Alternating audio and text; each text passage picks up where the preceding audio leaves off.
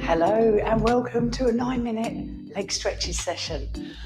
This is perfect for me because I've literally just finished a HIIT session. So for those of you that managed to join me for that, this is going to feel great. If not, this is something I feel that we should do once a week. People that exercise cardiovascularly, run, cycle, HIIT, anything like that, anything, tennis, we should do this deeper stretching for our legs because otherwise tightening up occurs and then injury. So let's have a quick warm up and then we'll get started. So never stretch when you're cold, always stretch when you're warm. And you'll notice I've taken my, God, I'm sounding sticky on the mat there. Never stretch when you're cold because you'll pull muscles. So you only need to do a few moves to warm the muscles up. So this is for our hamstrings. And obviously the best time to do it is after your workout. Let's lift, so we're going to stretch the hips as well as the legs, but main focus will be legs. Lovely. And then kick the leg back without leaning side to side too much. And then let's squat. Nice and calm.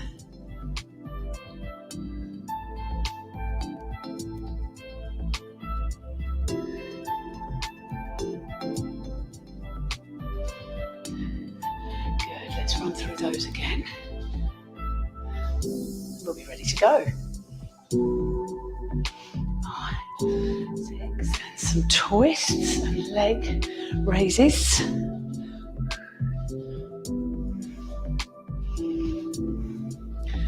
Then little kickbacks.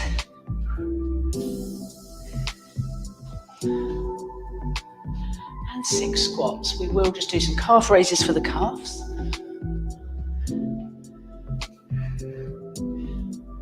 Then we're ready to stretch. So up and down. Let's do 10 of these. 3,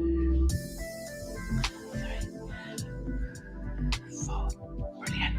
Well done for being here. Giving yourself this time to do these stretches. Now obviously because I've kept this short to 9 minutes, if you've got longer then brilliant. So let's start with the good old school quad stretch. Holding onto something if you need to. So with this, your leg shouldn't be out here or back there. It should be next to the other thigh. And once you've got your balance, bend the standing leg and pull the heel towards the buttock a bit more so you can feel it deepening. So you might be used to just holding it there. Now bend the leg and pull a bit deeper. Can't you feel it more? So trying to get the thighs in line with each other. The minimum you should hold a stretch is 10 seconds. And then for development, 30 seconds. So we'll do somewhere in between today because I want to show you lots of them. Okay, so thighs together. Once you've got your balance, whether it's holding on or not, that's fine. Bend the standing leg and pull a bit deeper. Never feel any knee or joint pain with your stretches.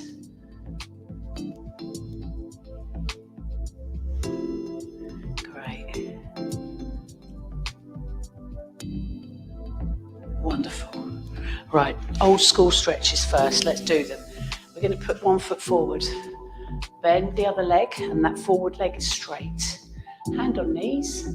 Lean into it. Now, lots of people will be like this. Let's straighten up. Not lots of you because you're my Pilates people. You know that your chest should be lifted, your core should be braced in. Now from here, stick your buttocks up towards the ceiling. So just feel that they're aiming up that way to deepen the stretch in your hamstrings.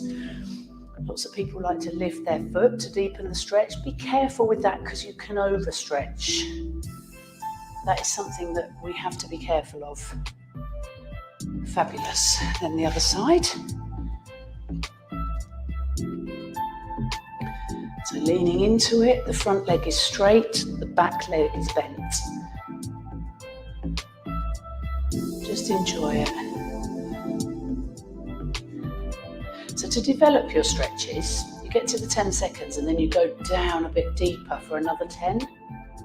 Hold it, then you go down again. So that's a developmental stretch. You spend 30 seconds, and each 10 seconds you deepen it. And imagine if you spent 2 minutes, you'd really loosen up your muscles. So spend time doing that on the areas that need it. Right, good old school calf stretch on the back of the furniture, on the wall. Lean in, so one foot is forward, the back leg is straight. Again, none of this, let's straighten up. And you're bending your knee forward and aiming the other heel towards the ground. Don't push it too hard, just make sure you feel the stretch. Good, then the other one. Can you feel that one might be tighter than the other? This one's tighter for me.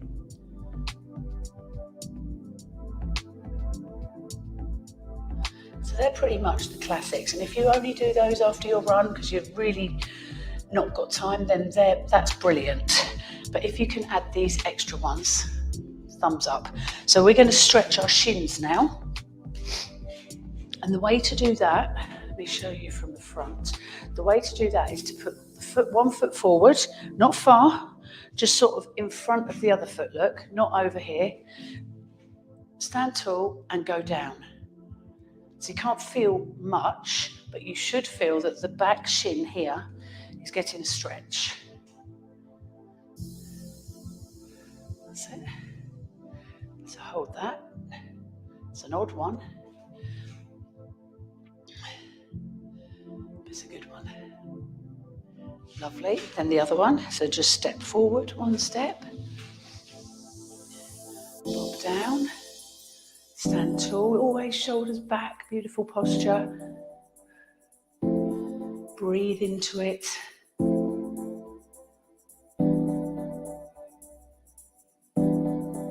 Excellent. Then lovely place to stretch your calf muscles is between them. Okay, so down the side here, we are going to get a nice stretch. So watch what to do here. Feet are together. Keep them together and bend one foot. So you're going onto the outside of your foot. That leg stays straight. You're going to lean forward by bending the other leg. Rest on that leg and stick your butt up to the ceiling. So two things here, lean forward, butt up to the ceiling to deepen the stretch. And can you feel it in there? So not only is it a good stretch for your ankle, but it is fabulous. So for the muscles down the side here, so you're bending your ankle, butt up to the ceiling, lean forward. So the more you can lean forward with your chest up, of course, the deeper the stretch. Make sure the feet are together. So that leg stays straight, you bend the other one, lean forward. Brilliant. Already I'm running out of time.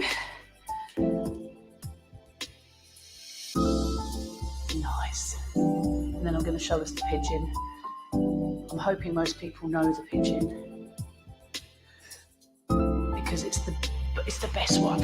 So let's roll down. And of course, rolling down stretches the back of the legs as well. Then we've got the dog stretch. I'm not going to show you that because I'm pretty sure you all know the dog stretch and its benefits for the calves. But the one I want to show you before we finish is the pigeon. So let me do it from the front. So you are on all fours. You bring one leg forward and put that foot in front of the other knee. And then you lie down. Yeah, so the back leg goes out behind you. This knee then opens a little bit to the side, not much, and you lie down low. That's it. That's the position here. And then you just have a little wriggle left to right. Take all of the tension out of the hip and pelvis, just relax into it. And just stay there. The knees, bad knees don't like this, so don't do it if you're feeling it in your joints. As I mentioned earlier, don't do it. Okay, then pushing up and then pushing back. So let's do the other side. Bring the leg forward, put the foot in front of the other knee and lower that leg down. So the more flexible you become, the easier that will be.